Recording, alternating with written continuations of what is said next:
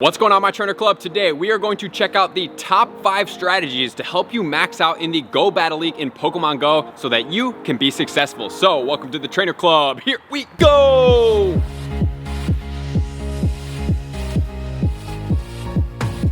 Welcome back, everybody. Let me know in the comments below, how are you doing on your Go Battle League? What's your record? What are your wins? What are your challenges? I want to hear it all in the comments below, because today I'm going to team up with my friend Justin, JR Skater on YouTube, and we are going to go over the top 5 strategies. And for the first time, I'm going to be inside when we're filming a video, so we're about to get into it right now. But I just want to make sure that you guys know that I really want to help you guys out with the Go Battle League. And since I'm a little bit more on the newer side to the PvP scene, Justin's going to be coming and helping us weigh in with some more advanced strategies and some more advanced statistics and other things that are going to help you guys succeed at a deeper level, to be able to understand the system more. Because at face value, it looks very simple, but in reality, there are a lot more complexities to this Go Battle League system than you actually know, and including obviously the PvP. If you haven't been to any of the Sylph Cups, it's a great time to practice some of these mechanics as well. And as you practice, the more practice you get, just as I am doing right now with you guys, it's going to be fun because we can learn together and we can have somebody that's going to help us at the next level to make us better, faster, and that's what we do at the Trainer Club. So let's get into this all right now. Come on. Welcome, guys. We are now going to get into some PvP amazing stuff, and we have Justin here. What's up, guys? This is JR Skater. His YouTube channel will be in the description below, but mostly we're going to be featuring Justin on the channel as well to get more in-depth analysis on the PvP stuff. He's been doing it a lot longer than me, so he's taught me some things, and I figured that everybody could probably learn better from somebody that's a little bit more efficient. As you guys learn like raid stuff from me, because I've done over 3,000 raids, Justin's kind of comparable in like the PvP scene. So today we're going to check out the top 5 strategies to help you guys excel in PvP, especially the Go Battle League, because it's difficult, right? Especially when you don't really know what you're doing, right? Like you can get, you know, if you don't know how to switch, if you don't know what team you're picking, if you don't know about like farming energy or getting stuck in all these things, and some of you guys may be like, I have no idea what any of that stuff means. So today we're gonna get into our top 5 tips that's gonna go over everything you guys need to know as far as like intro to PvP and Go Battle League, to kind of give you some insight, and Justin's gonna be our expert panelist on that. We have five bullet points here that we have. So the first one is picking a team. So you obviously don't want to pick garbage Pokemon. You want to pick some Pokemon that are strong, that hit hard, charge pretty quickly, and have broad coverage, meaning like you have like different types of moves that are effective against different Pokemon. We have a few teams that we wrote down that you can use. One of them is we have Venusaur, Frostlass, and Azumarill as one team. You could also try Azumarill, Registeel, and Skarmory. And another one you can try is Meganium, Bastiodon, and Altaria. So that's another team that you could try. And I would recommend not changing your teams a lot. A lot of people, like if you're starting Go Battle League and you lose a match, you're like, oh, I lost because I didn't have this Pokemon. Let me put that on my team. And you keep changing your team. What the problem with that is you don't get good enough with that team to actually excel and win matches. So I would say stick with one team and just keep practicing with it until you get really good with it. And that's what I would recommend.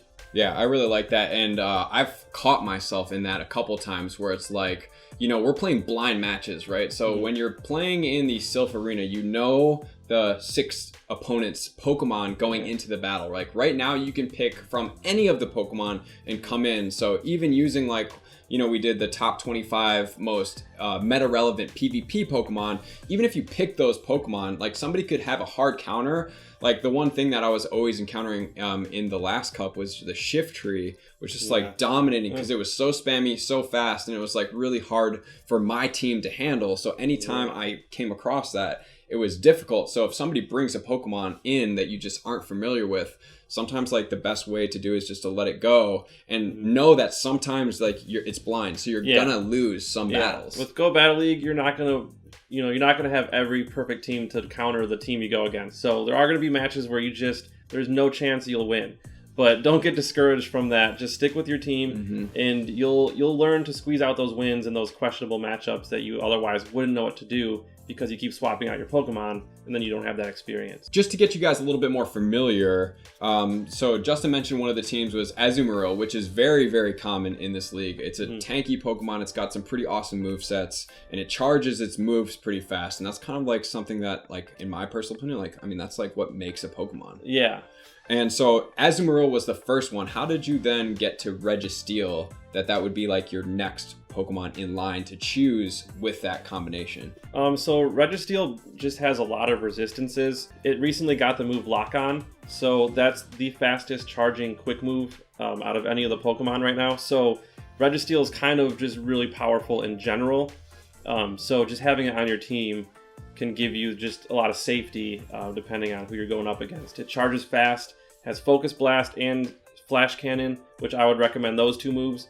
Those hit most things really hard, and so it's just a good broad generalist to use on your team. And then you recommended going into Skarmory, and I know Skarmory is like crazy resistant Pokemon. Yeah. And when you're not favorable against it, it's really not fun to play against. Right. Skarmory is another one that is just, it has so many resistances because of its Steel typing and Flying typing. It's a really solid Pokemon to have. Because not many people use Fire types, which is one of your counters, and so you're not going to run into many situations where you're going to get stuck and be like, you know, just getting destroyed. So Skarmory is a good safe pick for that. Yeah, so those three teams that Justin just talked about are definitely teams that you want to try out if you aren't familiar with this. I know some of you guys may be like, okay, maybe we'll go with like a cute Pokemon, but like the chances of you winning with a cute Pokemon are like much less. That's why like there's meta Pokemon in the top 25. Like it's a good thing to kind of like strategize and use these. And if you don't like one of them, you can always kind of find something that fits into it. Yeah, and we're going to talk about using this website PvPoke in a little bit, but you can check the rankings there to show you like the top Pokemon to use. Just pick some from there and try them out. Like, but don't pick, for example, don't pick 3 water types, because obviously if you run into one grass type or an electric type, you can lose the whole match. So, you know, just pick some from different types, spread it out, and just practice with that team. That's going to lead us into our strategy number 2, which is going to be like when to switch and when not to switch. So the one basic thing you guys have to understand, if you don't understand, is when you do switch right away, you have a minute cooldown timer. Yeah. Right, which is kind of problematic if you have to switch right away and then somebody has a really hard counter for what you switched into.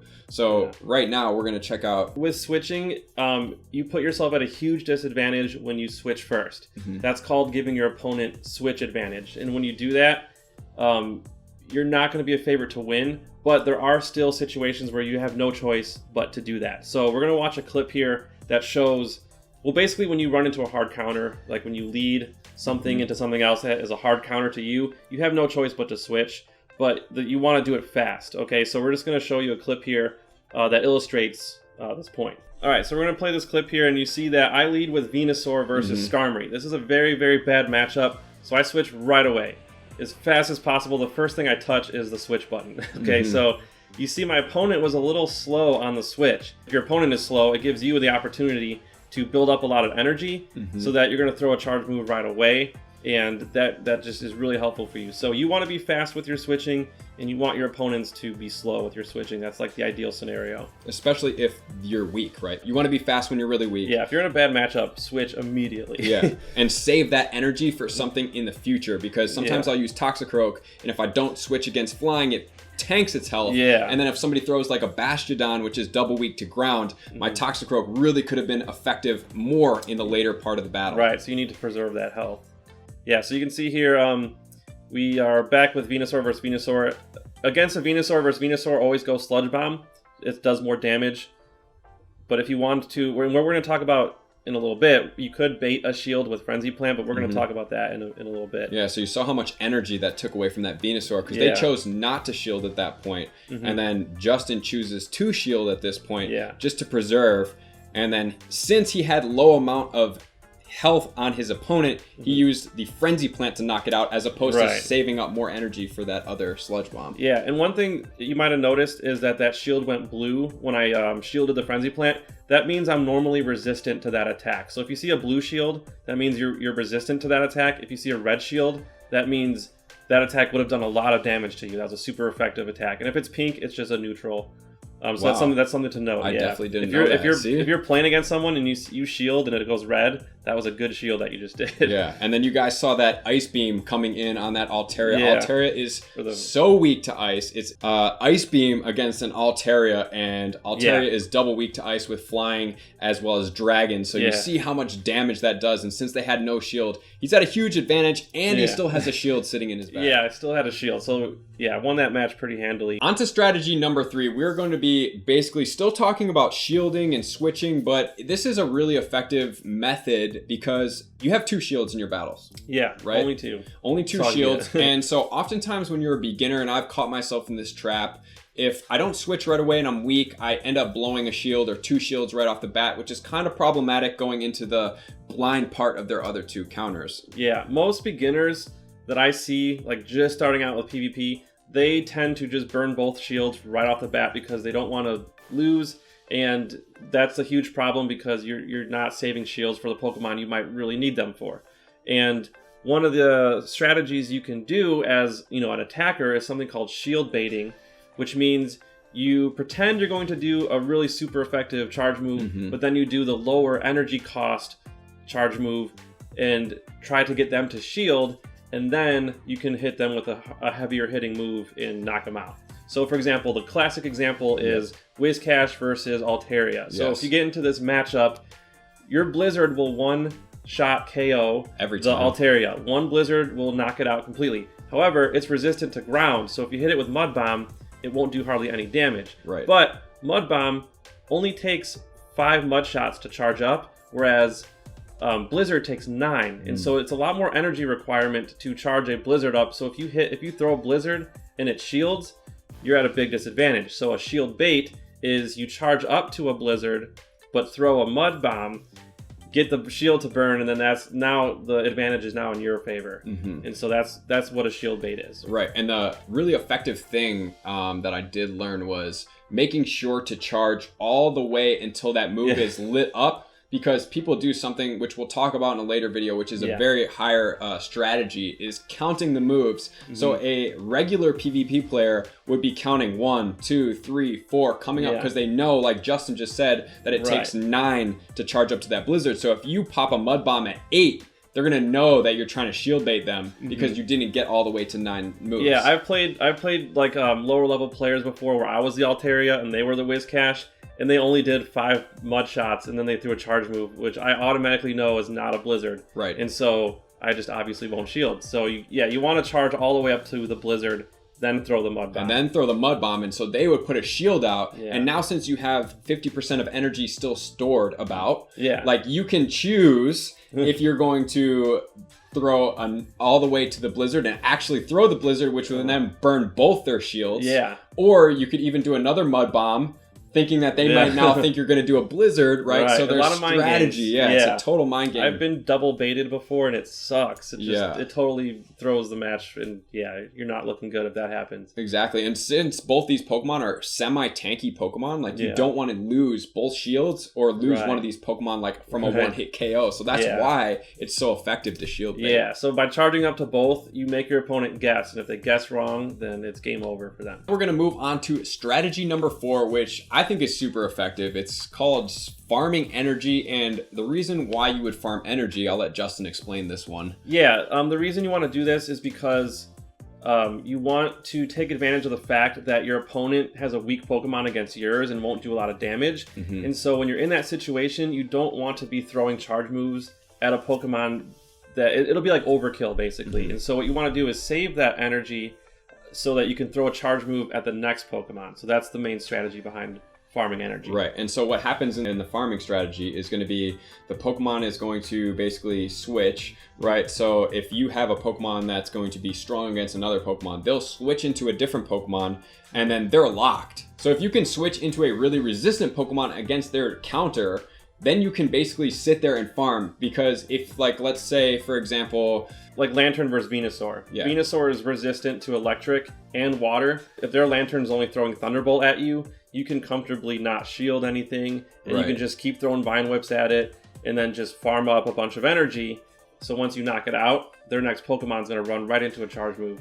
and you can KO them and take the win. Yeah, and so that comes with practice, knowing what movesets people have, what Pokemon's moves are going to be. So we're going to check out one of these clips right now where you see Justin effectively do this with the Lantern and the Venusaur, because then he's able to save up overabundance of energy, because it's not like it is in the attackers where you're going against raid bosses. You can save up beyond what it looks like you can have in energy, which is stored. It's overflowing, which is not the same as raid battles. If you don't use your special in raid battles, that energy sits there. But in PvP, you can overabundantly keep going. So then when the next Pokemon comes in, you basically have a charge move or one move away, depending on what the energy, because you can save, as Justin informed me earlier, 100 energy. That's a really good point. In PvP, you can store up to 100 energy worth of energy. So for example, if your quick move does 10 energy, you know, per quick move, and let's say you have a charge move that's 50 energy to use it, you can charge it up. You'll see the bubble pop up, meaning you can use it, but you can also do 5 more, and then now you have 100 energy stored, so you can do 2 charge moves back to back. And that's a really good strategy to do. So this was a clip where I was against, I already saw the Lantern, so I already knew he had a Lantern. I had a Venusaur, so I was kind of holding that in the back. I had a Poliwrath here against this Noctowl, and so I throw my, I have a Weavile, so I'm throwing avalanches to try to burn shields as much as possible. I do get a shield from him here, and then I'm saving one because I know avalanche is super effective, so I'm going to try to get one more avalanche off. He throws in Lantern. However, avalanche is so powerful, I'm still comfortable throwing it against this Lantern here. And once I get knocked out, I'm going to bring in Venusaur, and then you're going to see me start to farm energy. So you see he throws Thunderbolt, I throw in Venusaur, and I'm just going to keep Vine Whipping. Like you see both my charge moves filled up. I'm going to overcharge, so I'm going to farm more energy. That's just the kind of terminology we use, farming. That's just what we mean, just storing up a bunch of energy. So now his Noctowl comes back in, and it's going to run right into a Sludge Bomb, and we're going to take the match. Most beginner players will just automatically try to throw the charge moves just to try to knock out the Pokemon, but you don't want to do that if you run into situations where you don't need to. Save your energy for the next Pokemon. That's the strategy there for farming energy. And he did it perfectly where he was resistant to the charge move. And even myself, I'm like, ugh, I want to spam on that charge move and I want to get it off as soon as possible. However, it wouldn't be effective because I would just KO up this and then potentially come into the Noctowl. And if it only needed 1 or 2 hits, or it even had a special, it would be able to come and deliver, even though we now both have no shields, right? So that's why he saved it up and knew that the Noctowl was coming with less health and was able to use that and execute it perfectly. Let's just go straight into the final tip, which is when to shield and when not to shield. We kind of touched on this prior, but there are more other instances where you want to be very conscious of your shields. So again, the beginner player will tend to burn both shields right away, and don't get into that habit because you're just going to leave your whole team vulnerable to more charge moves coming at you. So one of the best examples we talked about to save shields is if, for example, let's say you're running a Pokemon that doesn't have a high defense, like Toxicroak. Toxicroak hits really hard, but it's really weak. We say it's really glassy because it's just really frail and vulnerable or fragile. High on the attack and then less on the defense and stamina. So it'll do damage, but if a charge move comes out, even if it's kind of resistant, it still will do a decent amount of health from it. Most charge moves will do a ton of damage to a Toxicroak, but the advantage of using Toxicroak is it hits really hard and it can knock out a lot of stuff. So you usually want to save 1 shield for Toxicroak and just to protect it.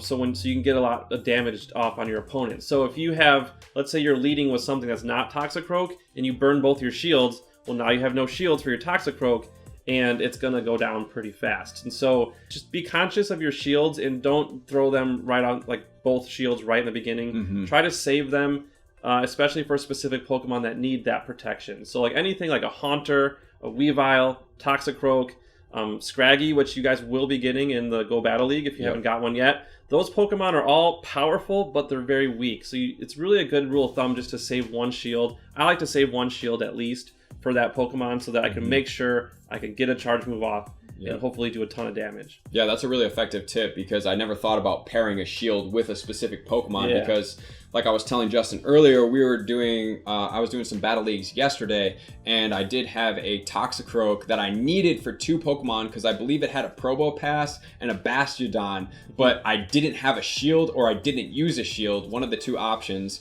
and then I was basically stuck into taking a special, that Pokemon getting knocked out, but if I had it for those other 2, that Toxicroak could have potentially handled both of those Pokemon and just absolutely demolished the team with just how fast Counter and Mud Bomb powers up together. Yeah, exactly. So yeah, if you have a Pokemon that you know is glassy, and you'll know this by practicing. If you do some practices with Haunter, for example, and you're like, wow, I took 1 charge move and I'm already dead. Yeah. You'll know that in the future you want to save a shield for that Pokemon. So with practice, you'll know which Pokemon you'll want to save shields for, and then just go in your match knowing, okay, I'm only going to burn 1 shield on something else. I'm going to save a shield for my Haunter or for my Weavile or whatever. Yeah. And just have that plan. It'll make it a little more comfortable to know what to expect. And that comes down to, like we talked about earlier, and Justin emphasized, that once you choose a team, even though you may get demolished one match, you want to play with that team, because then maybe you did a inopportune move, or you did an inopportune switch. It doesn't mean your team is necessarily bad. It just may not be that you're familiar enough with that team to be doing the best amount of damage with that actual team. And those random matchups, which will happen, you'll just get smoked. Just because they had hard counters to what you had doesn't mean your team's bad. Right. And I'll just end by giving you one example. Let's say you have Venusaur, which we mentioned, and you run into a Bastiodon. Okay, so Bastiodon has Flamethrower, which is gonna almost knock you out, like at least do more than half damage. So you know, if you want to stay in that matchup, like if you don't want to switch, you want to stay in, just know that you're gonna burn 1 shield. And so just go in saying, okay, I'm gonna throw Frenzy Plant, Frenzy Plant, Frenzy Plant. If it gets to a charge move, I'll just shield it, and then just go from there. But knowing that Bastiodon has Flamethrower makes it more comfortable to know what to do. That goes with practice. Right. You're gonna at some point start memorizing what their other moves are, your opponent's moves are. Right. And then you'll know when to shield and how many shields you want to use. And yeah. And also you'll start to understand like what Pokemon charge really fast. And charge really fast into effective moves, like any of the community day moves, like Hydro Cannon, Frenzy Plant, Blast Burn. Even if you're semi-resistant to it or you're neutral to it, like they hit pretty hard. Yeah, all those moves hit really hard, and they charge pretty fast too. So that's why Venusaur, Charizard, Swampert are really good Pokemon to use, because they hit hard and they charge fast. Yeah, I mean, I've been taking out a whole team that was semi-weak to water by 1 Swampert. Yeah, I've seen that before. Yeah, and it's crazy how fast it can charge. And obviously, I'm not the most experienced, so it wouldn't typically happen maybe to somebody like Justin, but we're going to get into more PvP tips for you guys. I thank you to Justin for being here. Thank you guys for watching. He's going to be our specialist in PvP. We're not going to be compromising our other videos. However, we're going to be putting a little bit more PvP content out for you guys, so you can see matchups, see what the best things you can do and what you shouldn't do, and then we'll obviously learn probably from my mistakes. So I'm going to be putting myself out there, and then Justin will help me analyze like maybe what could I have done to do it better, and we'll look at everything, including like why you should unlock second charge moves, like what's the best moves to do, IVs, and tons of other things, including matchups, which I feel like are probably the best way to learn. I think Pikachu Libre is coming out as a Go Battle League reward. So you guys got to get your skills up. That. Yeah, I know it's very discouraging when you start out and you keep losing, but apply these tips, and you're going to get all the Scraggies and all those Pikachu Libres. So that's going to do it, guys. Let me know in the comments below, what did you think? Would you like more of these videos? Because I think they're going to be super helpful, and the more I do the Go Battle League, the more fun I have. Granted, they're blind matches, so sometimes they do get frustrating. Sometimes they are a little bit challenging, but they are always fun, and it's always a learning experience to see what can you do better, what could you improve on, and what could you learn for the future when utilizing your teams and utilizing these top 5 strategies. So let me know in the comments below everything that you have, and definitely stay tuned to more of these. So I appreciate all my likers, commenters, subscribers, and Patreon members for taking your subscriptions to the next level. I'm gonna see you out on the next video. Peace!